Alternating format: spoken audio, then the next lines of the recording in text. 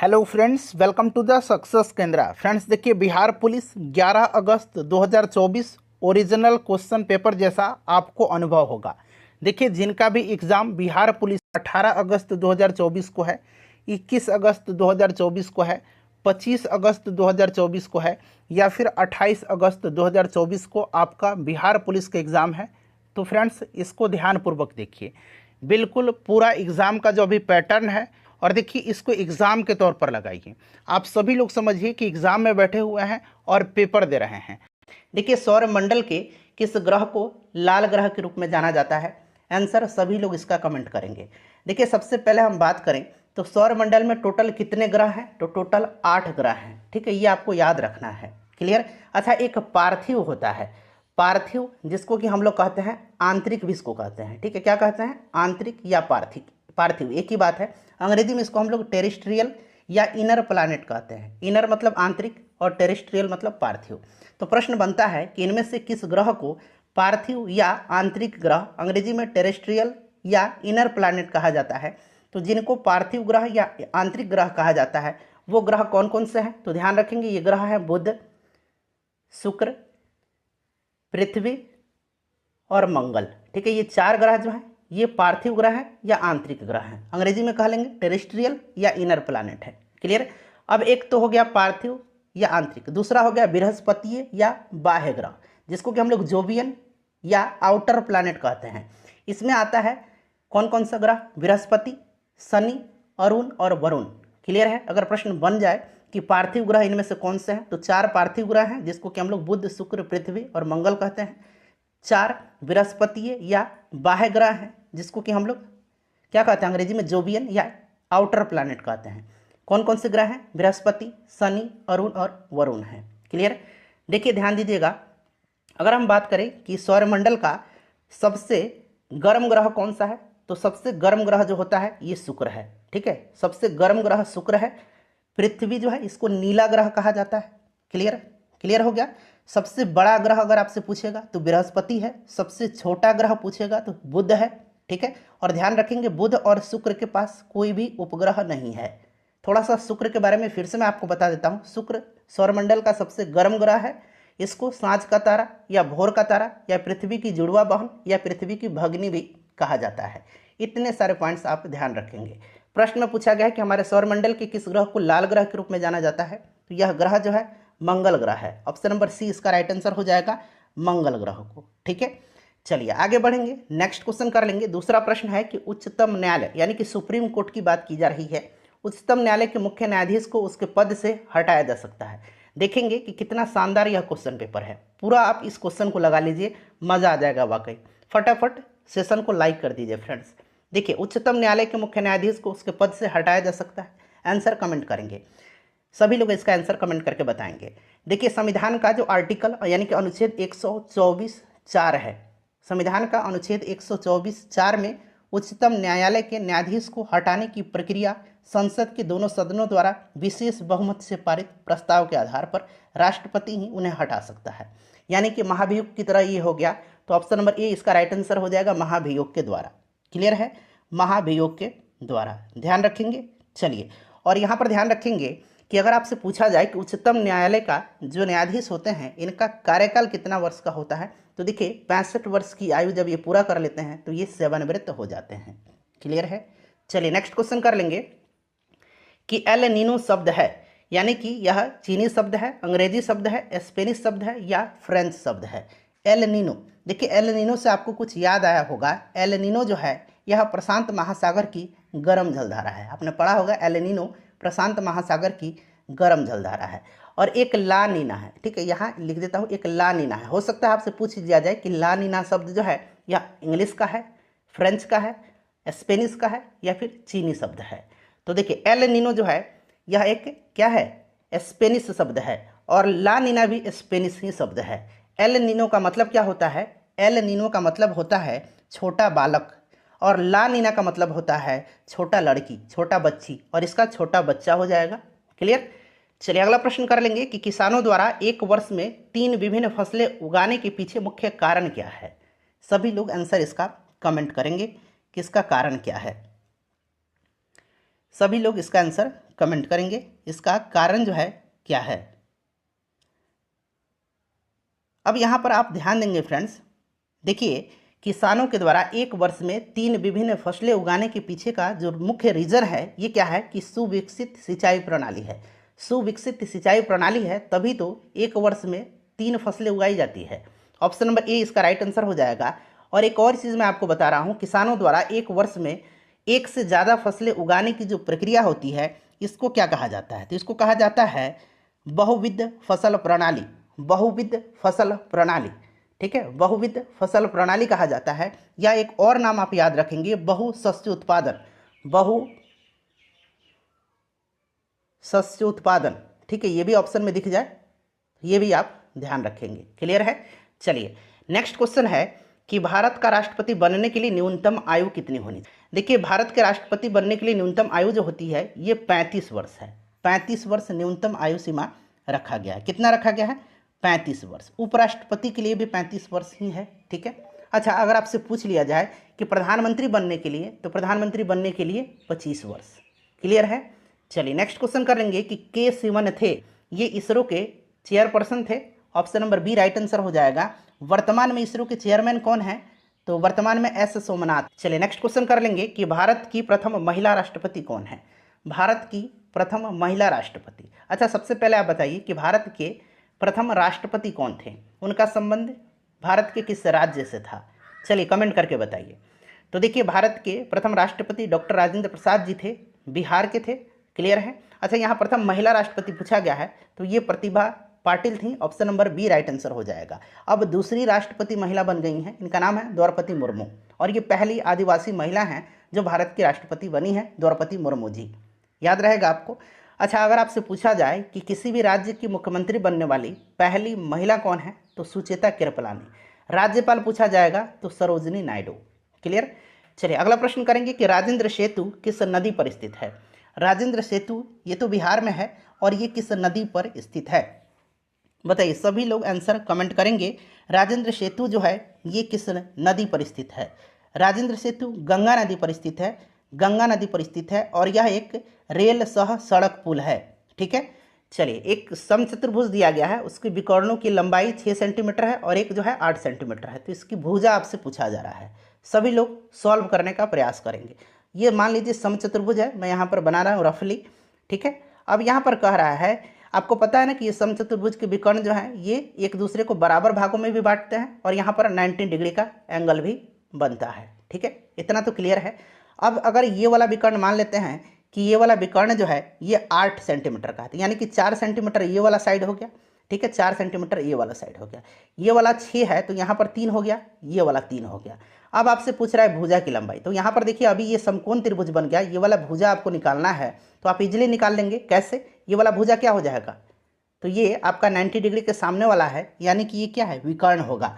तो विकर्ण निकालने के लिए क्या करेंगे, तो ये वाला हो जाएगा इसका स्क्वायर प्लस इसका स्क्वायर, तो रूट अंडर यानी कि 4 का स्क्वायर 16 हो जाएगा और 3 का स्क्वायर यानी कि 9 हो जाएगा। तो ये कितना आ जाएगा, रूट अंडर 25 आ जाएगा, यानी कि 5 इसका राइट आंसर हो जाएगा।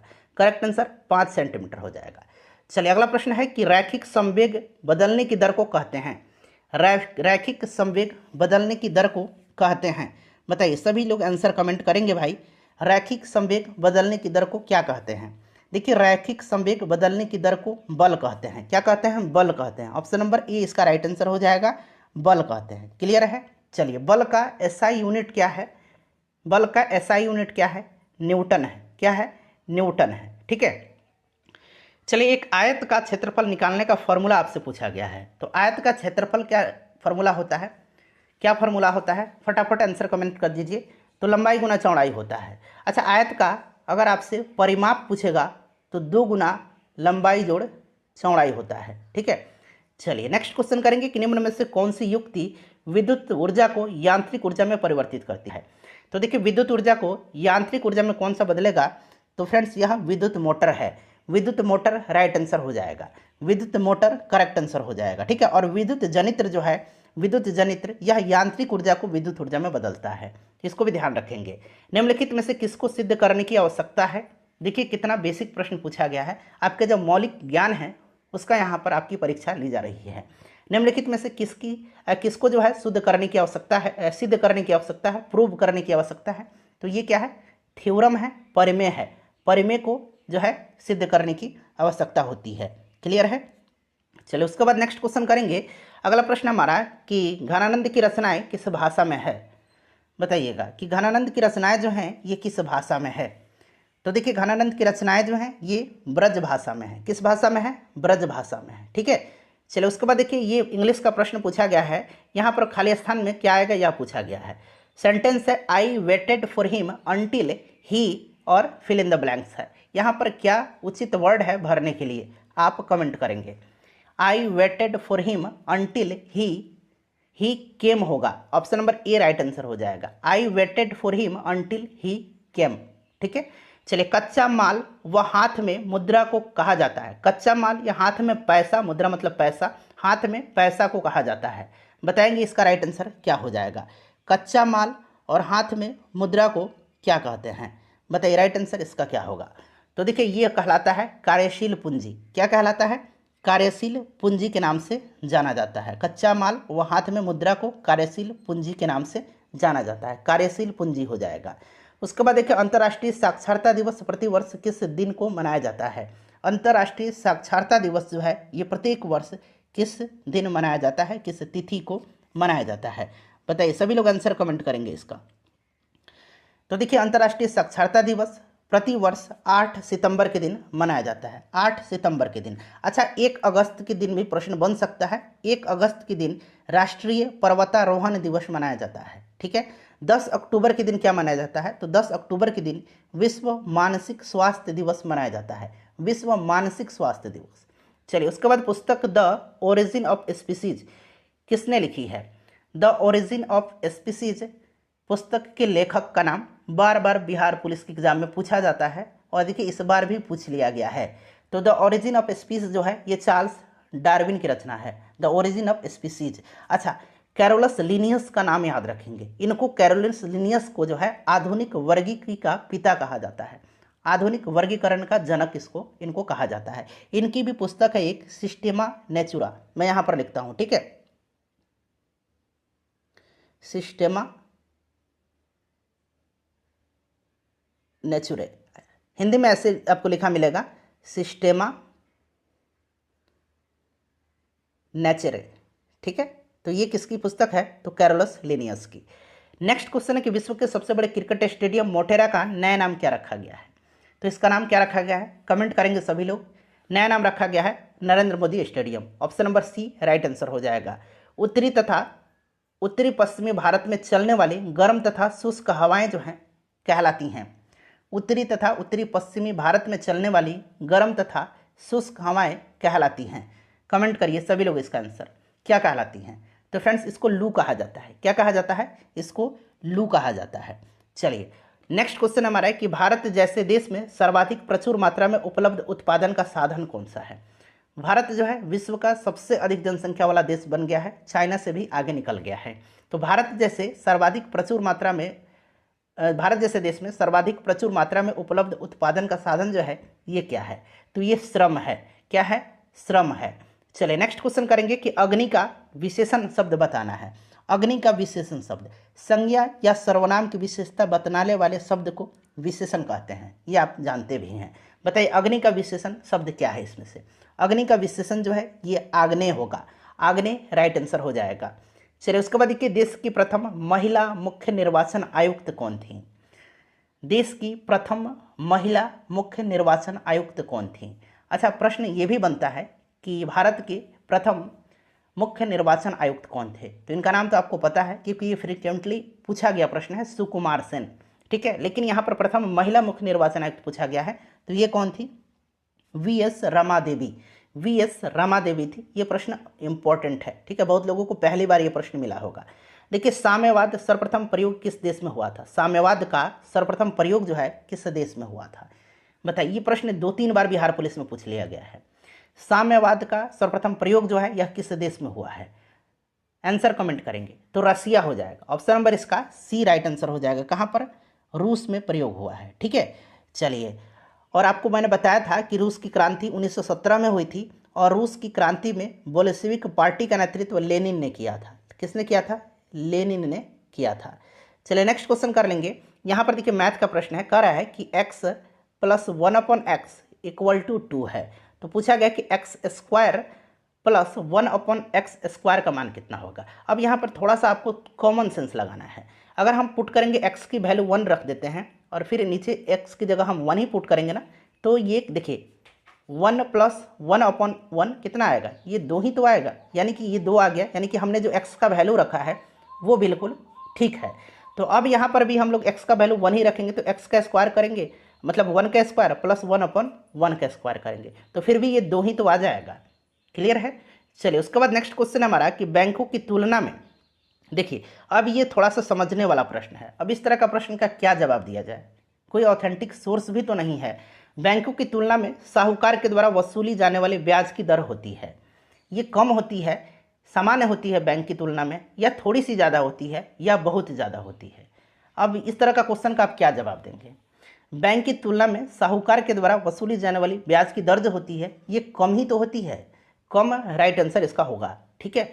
जल के अणुओं की गति जब चयनात्मक पारगम्य झिल्ली द्वारा हो तो उससे कहते हैं, उससे क्या कहते हैं? तो उसको कहा जाता है ऑस्मोसिस, यानी कि परासरण कहा जाता है। देखिए खुली वायु में कुछ दिन छोड़ देने पर सिल्वर की वस्तुएं काली हो जाती हैं। कैसी हो जाती हैं? काली हो जाती हैं, क्योंकि उन पर खाली स्थान दिया गया है कि परत बन जाती है। क्यों काली हो जाती है? उन पर किसकी परत बन जाती है? बताएंगे सभी लोग आंसर कमेंट करके।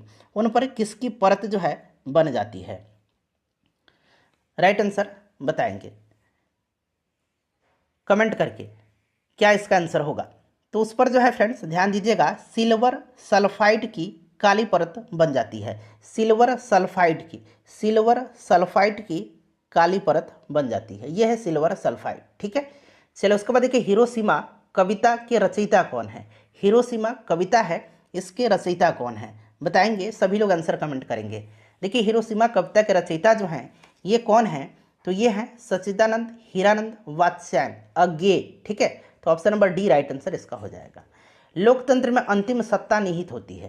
ठीक है। लोकतंत्र में अंतिम सत्ता जनता में होती है। ऑप्शन नंबर बी इसका राइट आंसर हो जाएगा। ठीक है। चलिए मयूरभंज खान किस लिए जानी जाती है? अच्छा कोरापुट भी पूछा गया है। कोरापुट कहाँ पर है? तो कोरापुट जो है ये उड़ीसा में है। यही पूछा गया था कि कोरापुट कहाँ पर है, तो उड़ीसा में है। ठीक है। अच्छा मयूरभंज भी उड़ीसा में ही है। कहाँ पर है?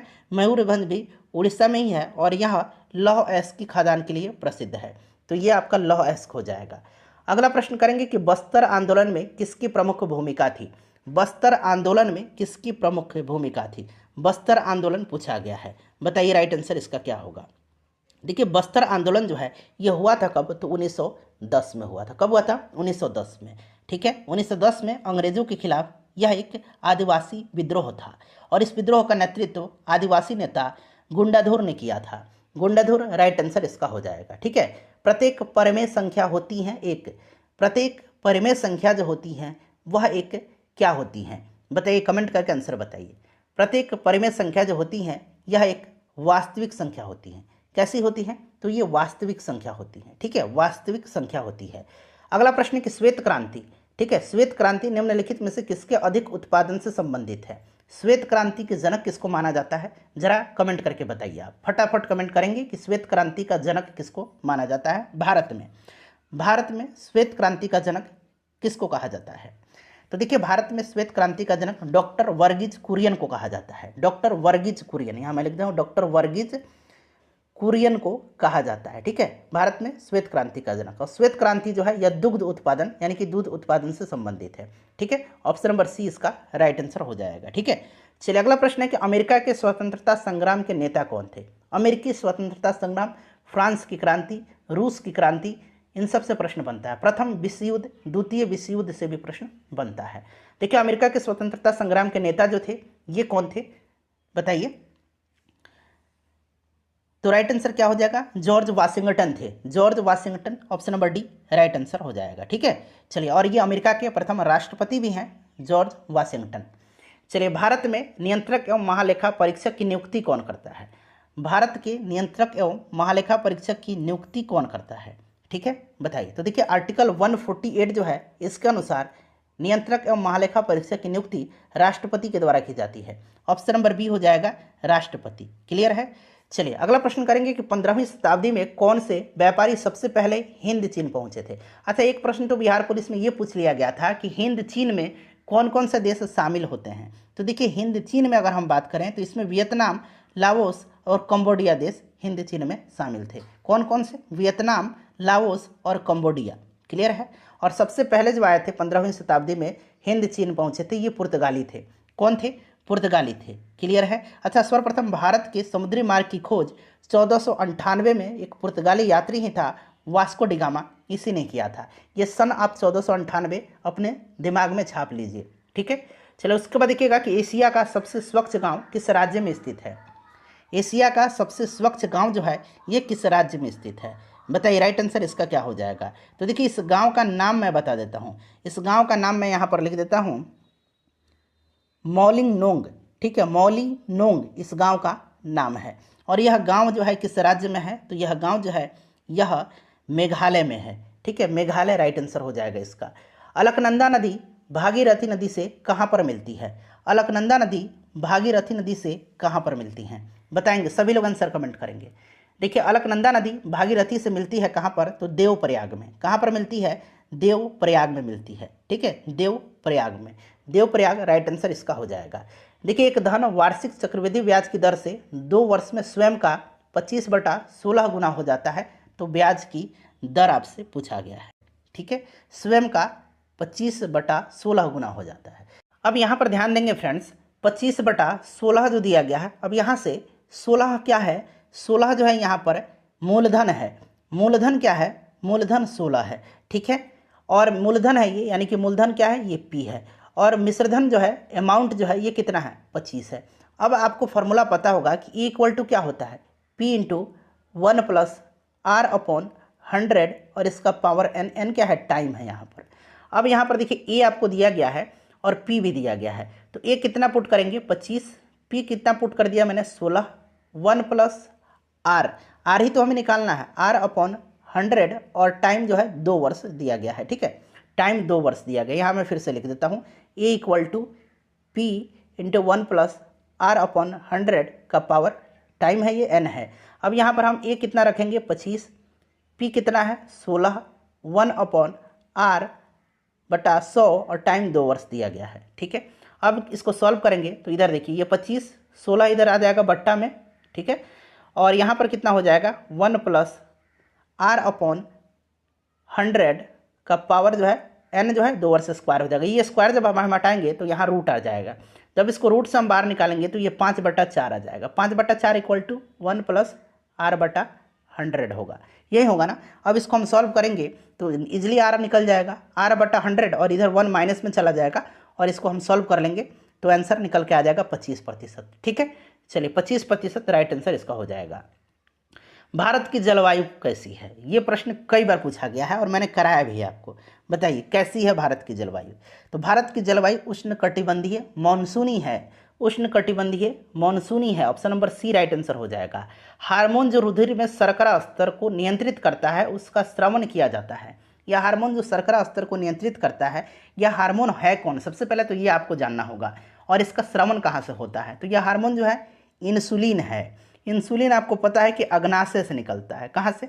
अग्नाशय से। अग्नाशय की लैंगरहैंस की दीपिका की बीटा सेल से, बीटा कोशिका से निकलता है। ठीक है, चलिए नेक्स्ट क्वेश्चन है कि बर्फ पानी पर क्यों तैरता है? बर्फ पानी पर क्यों तैरता है? बर्फ पानी पर इसलिए तैरता है, कमेंट करिए, कि बर्फ का घनत्व पानी के घनत्व से क्या होता है? बताइए, कम होता है, ज़्यादा होता है, क्या होता है? बर्फ का घनत्व पानी के घनत्व से कम होता है। ऑप्शन नंबर इसका बी राइट आंसर हो जाएगा। वस्तुओं एवं सेवाओं के उत्पादन के लिए आवश्यक है। अब यहाँ पर ध्यान दीजिएगा, देखिए प्रश्न भविष्य में बनेगा कि वस्तुओं और सेवाओं के उत्पादन के लिए कितने कारकों की आवश्यकता होती है? कितने कारकों की आवश्यकता होती है? तो वस्तुओं और सेवाओं के उत्पादन के लिए टोटल 4 कारकों की आवश्यकता होती है। ये 4 कारक हैं कौन कौन से? तो एक तो भूमि हो गया, दूसरा श्रम हो गया, तीसरा पूंजी हो गया और चौथा उद्यमी हो गया। उद्यमी, ठीक है, उद्यमी। कौन कौन से हो गए? भूमि, श्रम, पूंजी और उद्यमी। यहाँ पर देखिए भूमि दिया गया है, श्रम भी है और पूंजी भी है, एक उद्यमी याद रखेंगे। तो ए और बी दोनों इसका राइट आंसर होगा, ऑप्शन नंबर सी, ए और बी दोनों।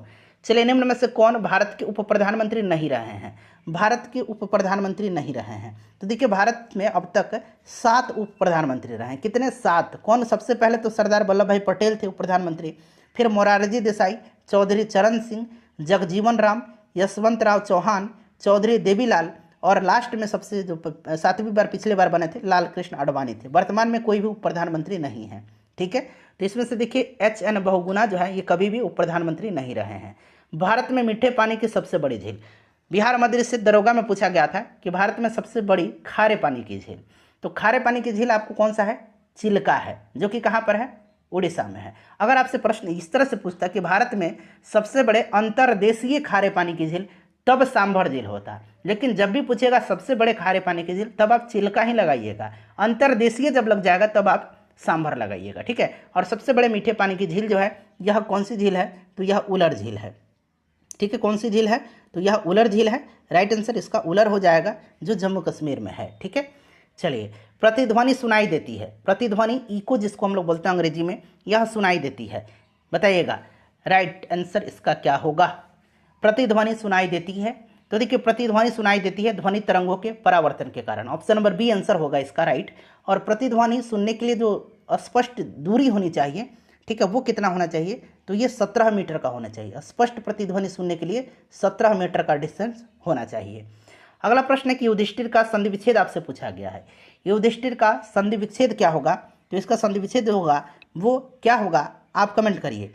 युधि प्लस स्थिर होगा, युधि प्लस स्थिर। ऑप्शन नंबर बी जो दिया गया है ये राइट है। कालिंदी कूल कदम की डारन में रेखांकित पद का अर्थ पूछा गया है। कालिंदी का अर्थ पूछा गया है। कालिंदी का मतलब क्या होता है? यमुना होता है। यमुना को कालिंदी भी कहा जाता है। यमुना राइट आंसर हो जाएगा। संसद के संयुक्त अधिवेशन की अध्यक्षता कौन करता है? संयुक्त अधिवेशन का कोरम पूछा गया था बिहार दरोगा मद निषेध के एग्जाम में। तो कोरम 1/10 होता है। अध्यक्षता लोकसभा का अध्यक्ष करता है। ठीक है, तो अध्यक्षता जो होगा लोकसभा का अध्यक्ष हो जाएगा। और अब तक कितनी बार संयुक्त अधिवेशन हुई है? तो 3 बार हुई है, ये भी आप ध्यान रखेंगे। चलो उसके बाद देखिए निम्नलिखित में से किस विकल्प में विलोम शब्द सुमेलित नहीं है? यानी कि उन्नति का विलोम अवनति जैसे दिया गया है उसी प्रकार से आपको अब 3 आपको बताना है। एक तो मैंने बता ही दिया आपको, बताइए कौन सा जोड़ा सही है? विलोम शब्द, एक तो शब्द हो गया और उसका विलोम हो गया। तो देखिए इति अथ सही है, आविर्भाव तिरोभाव ये भी सही है, उन्मुख और सम्मुख नहीं होगा। ठीक है, उन्मुख और सम्मुख जो है ये गलत दिया गया है। क्लियर? विमुख होता है, अगर उन्मुख है या सम्मुख है एक ही शब्द है तो इसका विलोम विमुख होगा। उन्मुख का भी विमुख होगा और सम्मुख का भी विमुख होगा। चलिए अगला प्रश्न करेंगे कि सिट्रिक एसिड जो है, सिट्रिक अम्ल मुक्त अम्ल के रूप में होता है। सिट्रिक अम्ल पाया जाता है किसमें? सिट्रिक अम्ल नींबू में, संतरा में पाया जाता है। इमली में टार्टरिक पाया जाता है। सिरके में एसिटिक अम्ल पाया जाता है। भारत में ऋण के औपचारिक स्रोतों की कार्यप्रणाली का पर्यवेक्षण कौन करता है? भारत में ऋण के औपचारिक स्रोतों की कार्यप्रणाली का पर्यवेक्षण कौन करता है? बताइए, आंसर कमेंट करेंगे।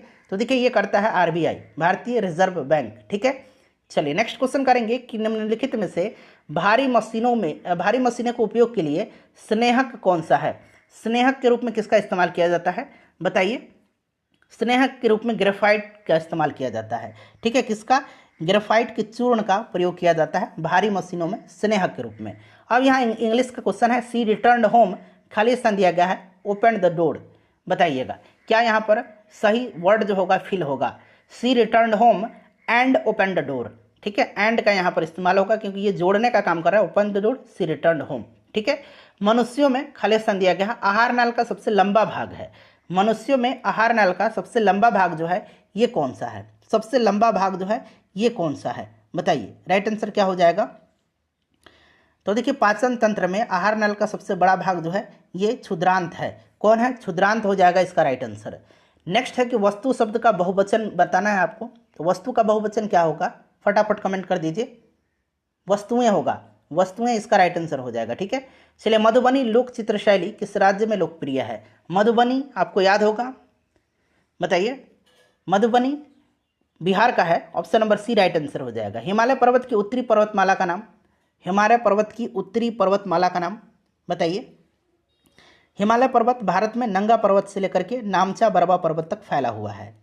हिमालय का सबसे उत्तरी पर्वतमाला को हिमाद्री कहते हैं और सबसे दक्षिणी पर्वतमाला को शिवालिक कहते हैं। तो ये हिमाद्री हो जाएगा राइट आंसर। सबसे उत्तरी पर्वतमाला शिवालिक हो जाता। नेक्स्ट क्वेश्चन है कि who took Diksha from Guru Ravidas. देखिए अंग्रेजी में ही प्रश्न पूछ लिया गया है। Who took Diksha from Ravidas, Ravidas से दीक्षा किसने लिया था? तो ये कौन थी? रानी झाली थी। रानी झाली राइट आंसर हो जाएगा। ठीक है, रानी झाली। चलिए अगला प्रश्न करेंगे कि choose the correct preposition from the given option to fill the blanks.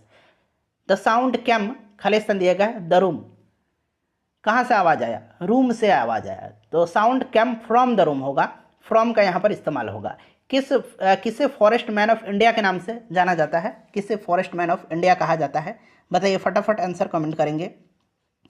Forest man of India के नाम से किसको जाना जाता है? तो ये जाना जाता है जादव पायंग को। जादव पायंग इनका नाम है। ये कहाँ के हैं? तो फ्रेंड्स ये असम के एक पर्यावरणविद हैं, एक पर्यावरणविद कार्यकर्ता हैं जादव पायंग, और इनको पद्मश्री से भी सम्मानित किया जा चुका है। उसके बाद देखिए, ग्रहों की गति का संचालन होता है किस नियम के द्वारा? ग्रहों की गति का संचालन जो होता है यह किस नियम के द्वारा होता है? बताएंगे, सभी लोग आंसर कमेंट करेंगे। तो ये होता है किसके नियम के अनुसार? तो फ्रेंड्स ध्यान रखेंगे आप, ये कैपलर के नियम के द्वारा ग्रहों की गति का संचालन होता है। कैपलर हो जाएगा। ठीक है, चलिए उसके बाद देखिएगा कि बेलिकोज का यहाँ पर पूछा गया है करेक्ट मीनिंग। ठीक है, यानी कि आप कह सकते हैं इसका सिनोनिम पूछा गया है। तो बेलिकोज का मतलब आपको क्या होगा ये जानना जरूरी है। बेलिकोज का मतलब लड़ाकू होता है। ठीक है, लड़ाकू होता है। ठीक है, और यहाँ पर देखिएगा क्या हो जाएगा, लड़ाकू शब्द से मिलता जुलता शब्द, तो ये एग्रेसिव हो जाएगा। ठीक है, चलिए दो अस्थियां आपस में एक दूसरे से किससे जुड़ी होती हैं? अस्थि को अस्थि से जोड़ता है, यानी कि दो अस्थि को जोड़ रहा है। ये क्या है? ये लिगामेंट है। क्या है? लिगामेंट है। लिगामेंट है, क्लियर है। इसको हम लोग क्या कहेंगे? हिंदी में स्नायु कहते हैं, स्नायु कहते हैं। ठीक है, और अस्थि और मांसपेशी को जोड़ता है उसको हम लोग टेंडन कहते हैं। उसको क्या कहते हैं? टेंडन कहते हैं, कंडरा कहते हैं। क्लियर।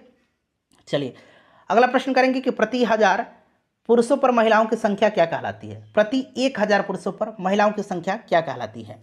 तो फ्रेंड्स इसी को तो हम लोग लिंगानुपात कहते हैं। इसी को हम लोग क्या कहते हैं? लिंगानुपात कहते हैं। 2011 की जनगणना के अनुसार सबसे ज़्यादा बिहार के किस जिला में लिंगानुपात है? तो गोपालगंज में। सबसे कम कहाँ पर है बिहार में? तो मुंगेर में है। चलिए सर्व शिक्षा अभियान का उद्देश्य आपसे पूछा गया है। सर्व शिक्षा अभियान का उद्देश्य क्या है? देखिए सर्व शिक्षा अभियान जो है यह प्रधानमंत्री अटल बिहारी वाजपेयी के समय में 2001-2 में स्टार्ट की गई थी। ठीक है, 6 से 14 वर्ष आयु समूह के सभी बच्चों को प्रारंभिक शिक्षा देना। ऑप्शन नंबर इसका सी राइट आंसर हो जाएगा। ठीक है, चलिए नेक्स्ट क्वेश्चन करेंगे कि यदि दो कोण एक दूसरे के पूरक हो, कैसे हो? पूरक हो, तो प्रत्येक कोण कैसा होगा? यदि दो कोण एक दूसरे के पूरक हैं तो प्रत्येक कोण जो होगा ये न्यून कोण होगा, एक न्यून कोण होगा। ठीक है, खोजी गई प्रथम जीवाणुरोधक यानी कि एंटीबायोटिक दवा कौन सी थी? खोजी गई प्रथम एंटीबायोटिक कौन सी थी? एंटीबायोटिक की खोज अलेक्जेंडर फ्लेमिंग ने किया था, ये आपको भी पता है। और प्रथम एंटीबायोटिक पेनिसिलिन है। इसकी खोज के श्रेय के लिए 1928 में इनको जो है नोबेल पुरस्कार अलेक्जेंडर फ्लेमिंग को दिया गया था। पेनिसिलिन है। चलिए उसके बाद देखिएगा कि सौर सेल बनाने के लिए कौन सा पदार्थ उपयोग किया जाता है?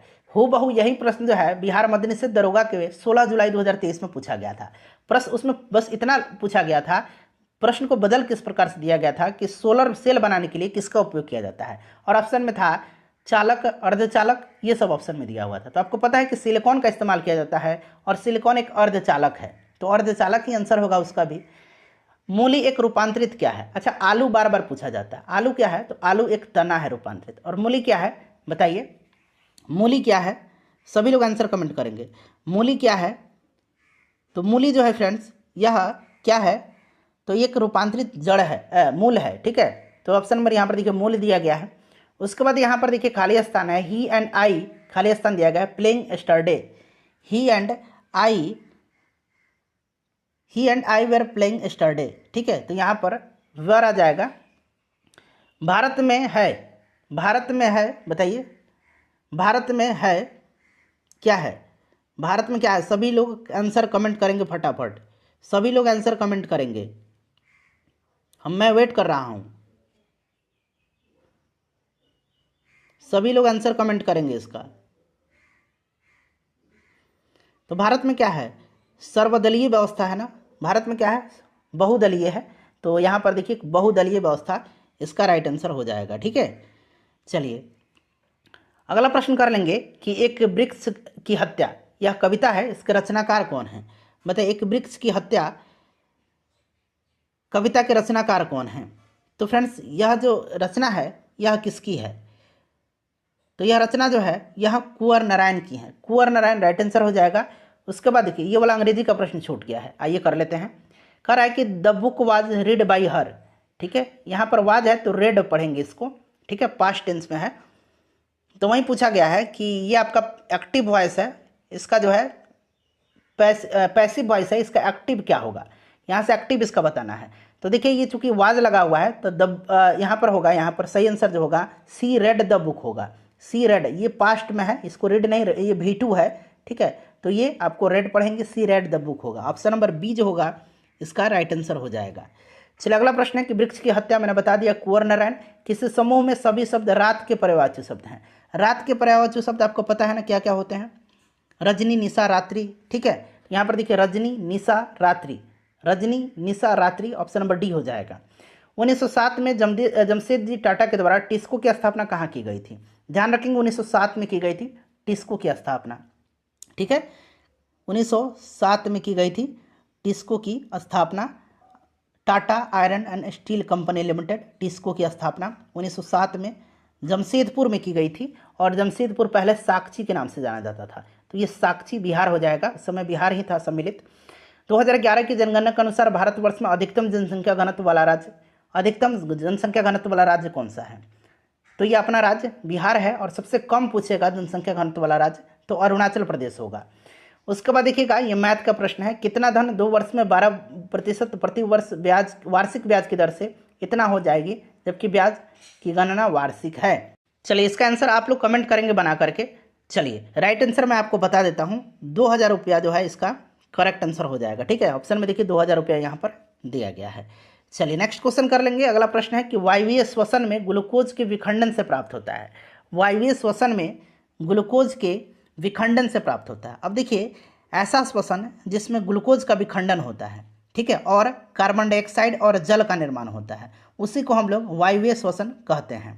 तो कार्बन डाइऑक्साइड और जल का निर्माण होगा। ठीक है, अंतर्राष्ट्रीय न्यायालय का मुख्यालय किस शहर में स्थित है? तो फ्रेंड्स, ये कहाँ पर है अंतर्राष्ट्रीय न्यायालय का मुख्यालय? तो ये नीदरलैंड में है। और नीदरलैंड के किस शहर में है? तो द हेग में है। हेग इसका राइट आंसर हो जाएगा, ऑप्शन नंबर सी। उसके बाद देखिएगा कि भूगोल सीखना कठिन है, इसका ट्रांसलेशन यहाँ पर आपको बताना है। भूगोल सीखना कठिन है, बताइए। बहुत ही सिंपल है, geography is difficult to learn. ठीक है, geography is difficult to learn या हार्ड टू रन, जो भी कहे। हार्ड टू रन भी लर्न भी हो जाएगा और डिफिकल्ट टू लर्न भी हो जाएगा। उसके बाद देखिए, पूछा गया कि नाइट्रोजन गैस वायुमंडल में कितने प्रतिशत उपस्थित है? नाइट्रोजन गैस जो है ये लगभग 78% है, आपको भी पता है। ऑक्सीजन लगभग 21% है और कार्बन डाइऑक्साइड 0.03% है। कार्बन डाइऑक्साइड बहुत बार पूछा जाता है। जीवन के बाद के वर्षों में शिक्षा का लाभ क्या है?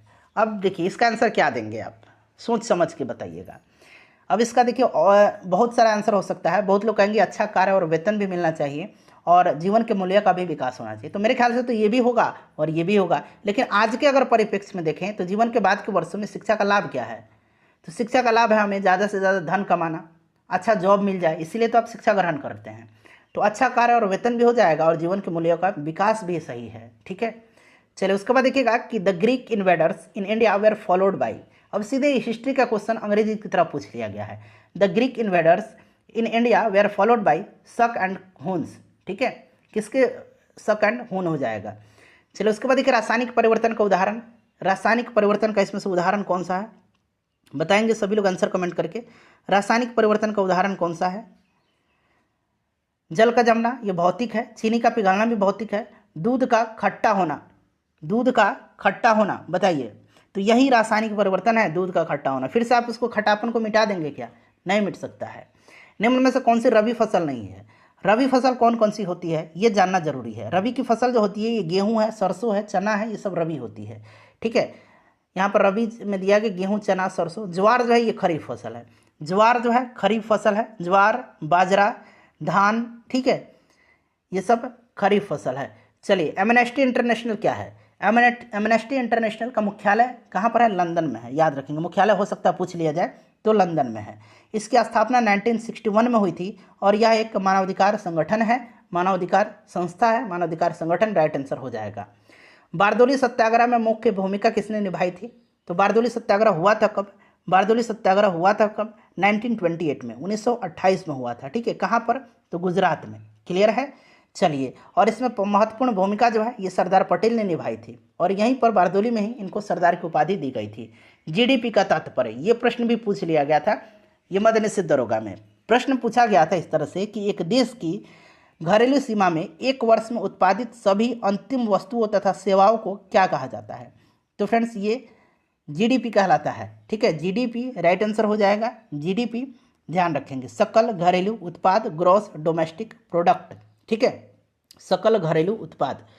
देखिए, अल्प बेरोजगारी तब होती है जब लोग, अल्प बेरोजगारी कब होती है? जब लोग अपनी क्षमता से कम कार्य करते हैं, अपनी क्षमता से कम कार्य करते हैं। ठीक है, अपनी क्षमता के अनुसार काम नहीं करते हैं। इसका मतलब क्या है? या तो थोड़ा काम उनको मिलता है या वहाँ पर बेरोजगारी है, अल्प बेरोजगारी है, पूरा फुल वर्क नहीं मिलता है उनको, तो इसीलिए अपनी क्षमता से कम काम करते हैं। यहाँ पर देखिए, where did Somnath Yadav, sorry Santosh Yadav, not Somnath, Santosh Yadav go for her college education. अब देखिए संतोष यादव को का नाम देखिए, बताइए, हर लगा हुआ है यानी कि ये स्त्री हैं, महिला हैं। तो संतोष यादव कौन है? तो एक प्रसिद्ध पर्वतारोही हैं, और संतोष यादव का नाम रिकॉर्ड है, एवरेस्ट पर 2 बार चढ़ने वाली यह विश्व की प्रथम महिला हैं। ठीक है, और ये कॉलेज की एजुकेशन के लिए जयपुर गई थी। ठीक है, जयपुर राइट आंसर हो जाएगा। भारत में पहला भूमिगत रेलवे कहाँ बनाया गया था? तो ऑब्वियसली आपको पता है कि ये कलकत्ता में बना था। कहाँ पर? कलकत्ता में बना था। ठीक है, कलकत्ता में 1984 में इसकी शुरुआत की गई थी, और यह भारत की प्रथम भूमिगत रेल है। अमेरिका में नागरिक अधिकार आंदोलन किसके द्वारा शुरू किया गया था? अमेरिका में नागरिक अधिकार आंदोलन जो है यह किसके द्वारा शुरू किया गया था? कमेंट करेंगे आंसर सभी लोग।